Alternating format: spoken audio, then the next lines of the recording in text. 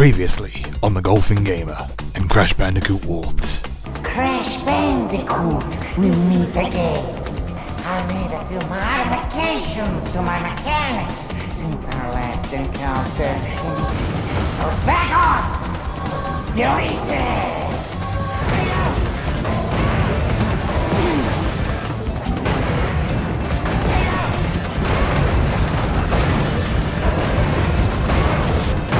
When this is over, we'll see who is obsolete. It's funny how history repeats itself. Yet again, Engine has failed to defeat you. What? For this we must destroy you! Oh, my aching head. I'm not feeling myself these days. So the end is in sight. Gather another 5 crystals, and again you will have foiled my plan. Or will you? Hey guys, welcome back to the Crash Bandicoot Warped walkthrough on the Golfing Gamer. Today we will be moving on to the final warp room, where 5 more levels await us. However, we will not be taking on the final boss, Cortex, until the next part, because after we have completed levels here, we're going to do some backtracking. But we'll get to that in time. In the meantime, we're into Flaming Passion, and we've put to use our new ability straight away, the Fruit Bazooka. We have no need to touch enemies ever again with this, so we can just shoot them from afar.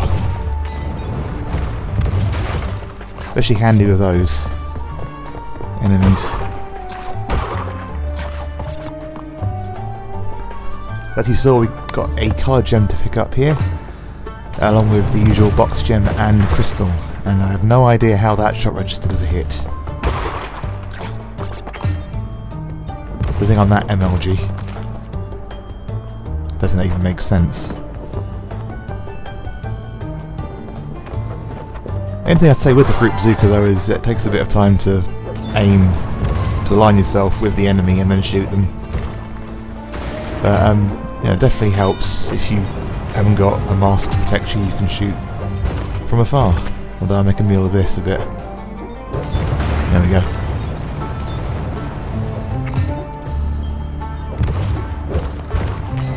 And I hadn't realised I hadn't got the one that was nearest to me, and that was almost a flaming death for Crash there. Decided to just leave that in the end. Wasn't worth it. I should really be practicing jumping across those sorts of gaps there. I feel like that when it comes to the time trials. Again, I'm just going through this carefully, making sure I don't die more times than necessary. Although I suppose dying once is more than necessary.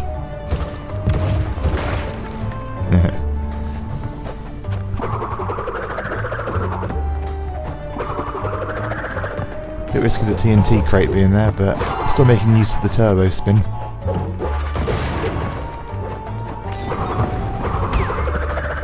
Got a bit lucky not to be sliced and diced there.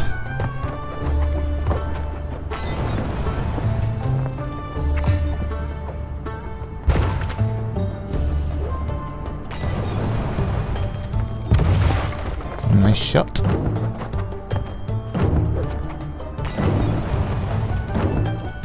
So I just ignore that last one there as well.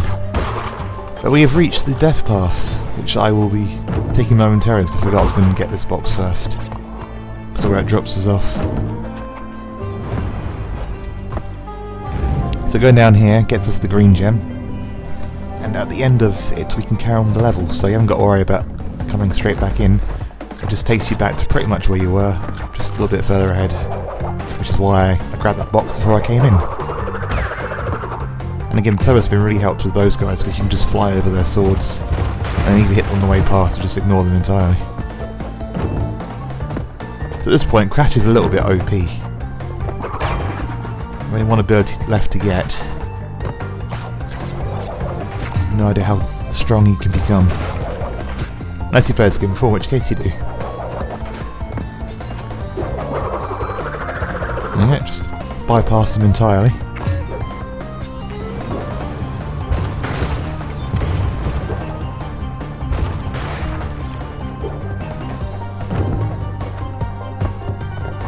Don't know why I thought there was a third one there for a second.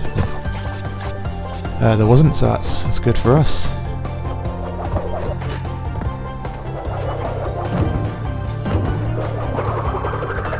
There we go, green gem acquired, and now we can carry on where we left off.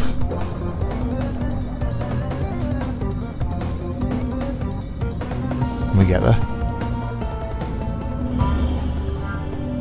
When this drops you off, you are literally just beyond that box that I spun. So these are the next set of boxes you'll come across. So you can just carry on from there.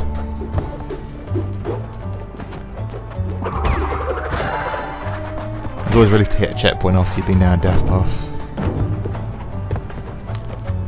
Because then you haven't got to do it again.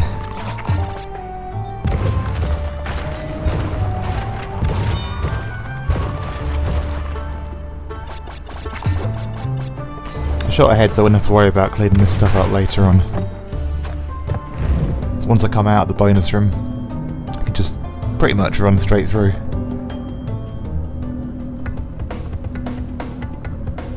In the meantime, we have got the bonus room to contend with. As you can see already, there's quite a lot of nitro in this one.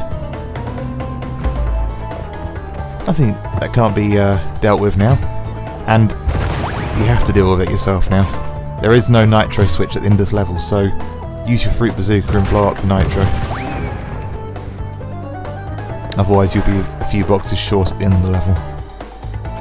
Which I think is both clever and evil. Especially if you do forget you've got the fruit bazooka. You have to use it to destroy these bouncing crates as well. Like so.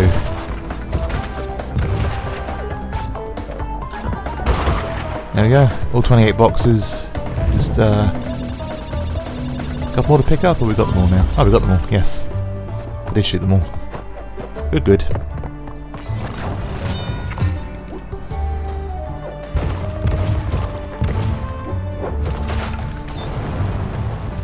Last enemy dealt with there. And there we go. Crystal, box gem. There we go, box gem and green gem. Good start to the episode. Albeit a long one.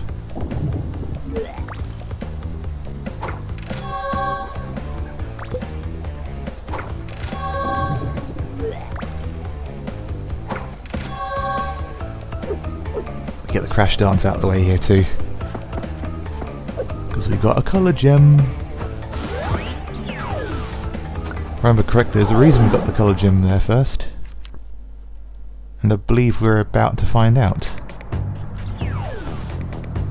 This is why I'm not doing the levels in order. Later on in this level there is the green gem platform which takes us to another gem and also helps us with our box count, so if we hadn't got that first, all we'd be able to get in here is the crystal. This again saves on backtracking in the next episode. Now these enemies, I learned a while ago you can go up to them and spin them, but this is kind of the reason the fruit bazooka. These are the only enemies that actually sort of require it, although as I just proved, don't actually require it. I was wondering if in the original game you couldn't actually spin them. I don't know. I always used the bazooka, so I wouldn't know. But this is just so useful. I can just shoot enemies in the distance. I haven't got to deal with them when I get across to them. I'm also good at short range though. I think I'll give up with this in a minute. Yeah, I'll just go and do it myself. Okay, we have to come back for these outline boxes later on, once we've completed the green gem path.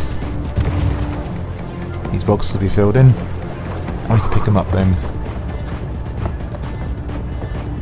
Which also means don't destroy this crate I'm currently bouncing on, Otherwise you can't get the box above.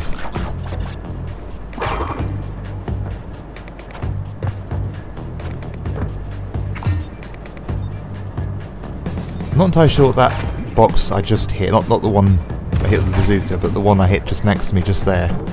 Not entirely sure what that does. Unless they're still on the boxes behind us, in which case we could have gone back for them. But we come back at the start of the level anyway, so I haven't got to worry so much about that. Well, there's boxes later on which might activate as well, I don't know. Just make sure you hit all the exclamation mark boxes and everything will be filled in and you can pick it all up. Which could be a bit more informative than that, but right now I just can't remember. There's our crystal for this level.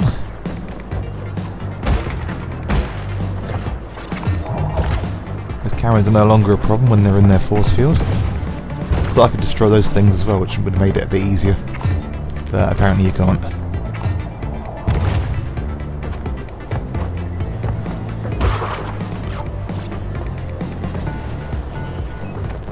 If you use the fruit bazooka on those enemies, it just flips them over and then you have to spin them.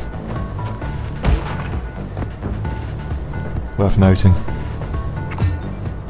Don't know why they're different, but they just are.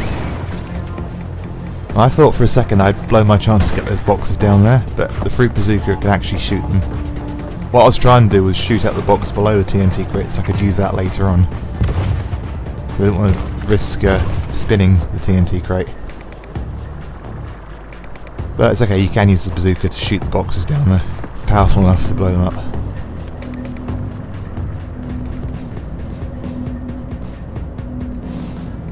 Another straightforward bonus room awaits us. For some reason I blow up the nitro crate. I do believe there's a switch at the end for it in this level. But I suppose if you got it, why not use it?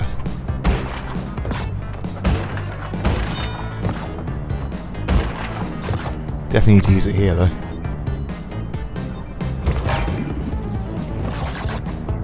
And here. Imagine if you've forgotten about the bazooka at this point. What would you do there? Just hope you've got a mask and jump onto one of them.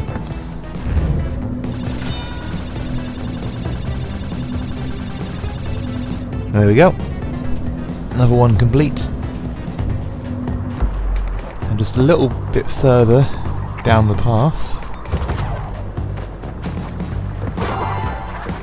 Okay, a bit further than I remember.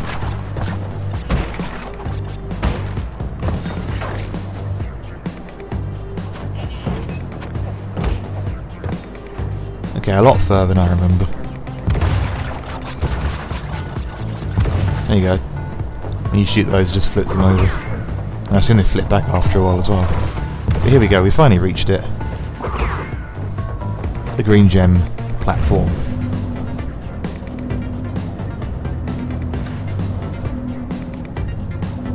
This isn't actually too difficult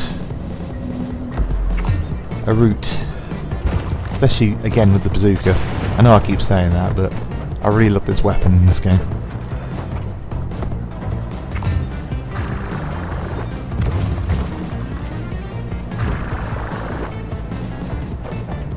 Just gotta watch out for the these things. Oh, and those things, I suppose.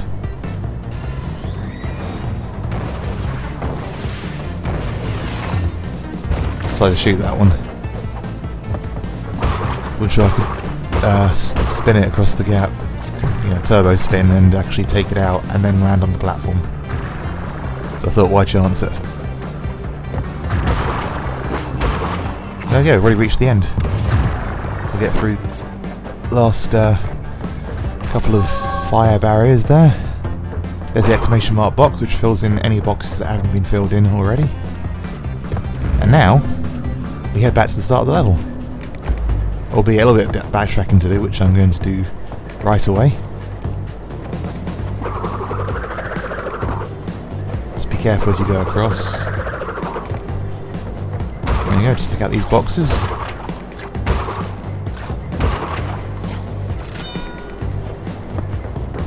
Come back across, get these boxes here. There we go. We got to head back to these boxes again, which I demonstrate how you blow those up. And I sped this up just because I had to cut out about 15 seconds of footage. But there we go. Back to where we were. And we're pretty much near the end of this level as well. Yeah, it takes a bit of time to do all that. But definitely worth it if you're going for the 100%. That's for sure.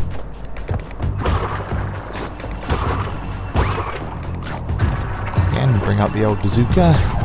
Take out the enemies. Well, one of them.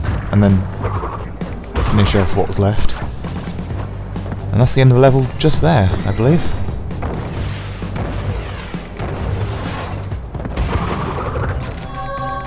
There you go. That is everything minus a time relic. Can't wait to start saying that is everything. But we'll be doing that for another episode, at least.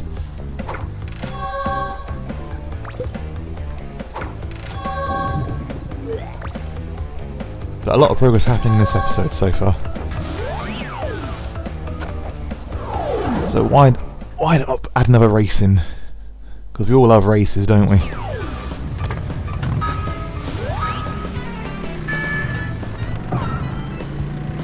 I can't remember if it was always 9 cars in a race or what, but this one's definitely a lot harder. Taking place at Sunset? I guess it's Sunset. Police cars now move. I don't believe I've done that before. Yet somehow I still found this easier than the previous racing level. I do believe there's still one more to come in this game. Although that one is a lot harder. For reasons that will become clear when we get to it.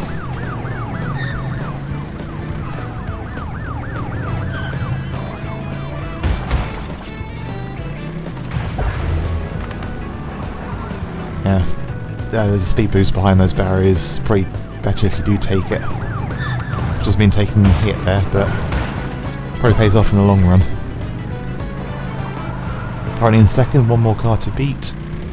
I do believe we're coming close to the end of the level. So time is of the essence. And that save didn't help things.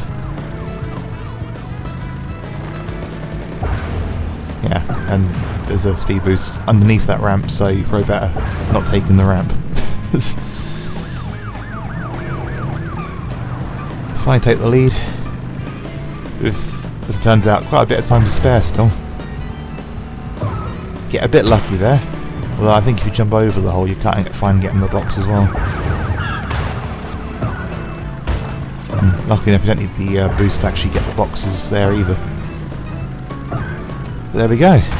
Gem and crystal in one go that time.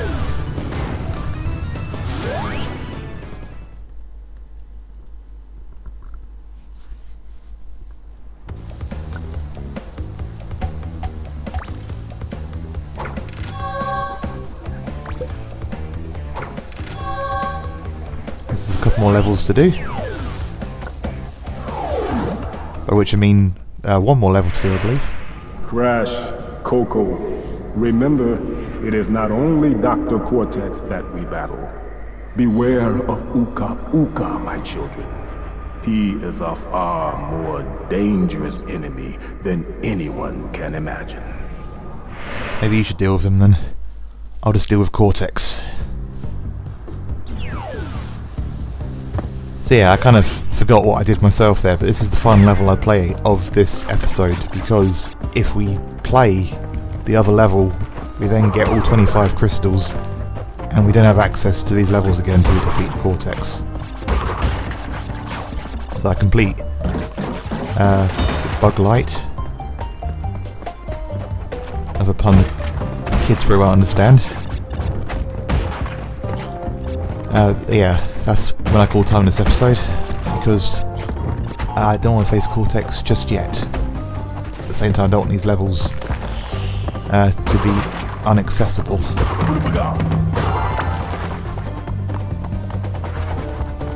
Anyway, this level can be quite quick because they actually give you invincibility at one point.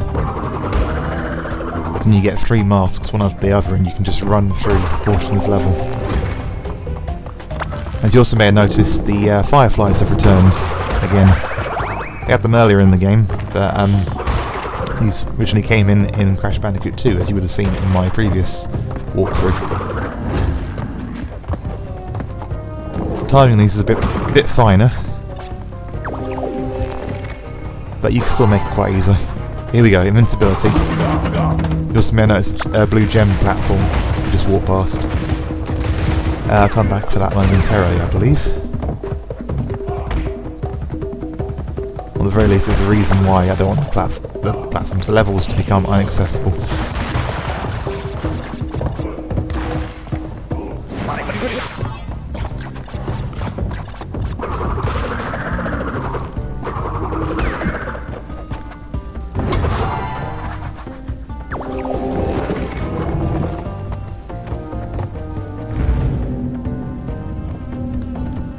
I'm starting to think more and more that I don't actually go across that blue platform just yet.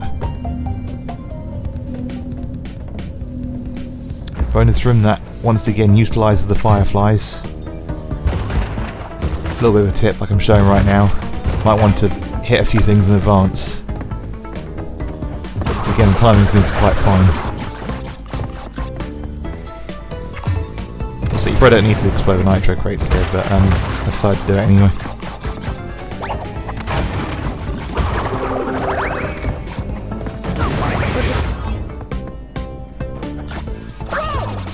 And unfortunately I had to die there.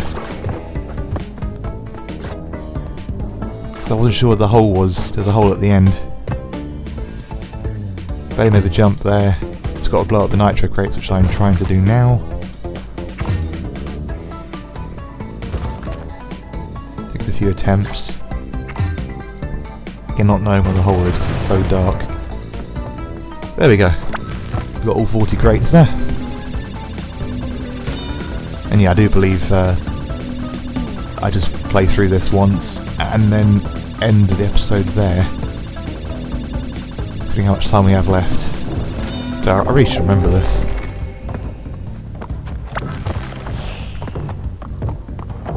I do remember though, once again, stay out of the lights there. Otherwise poison starts coming at you.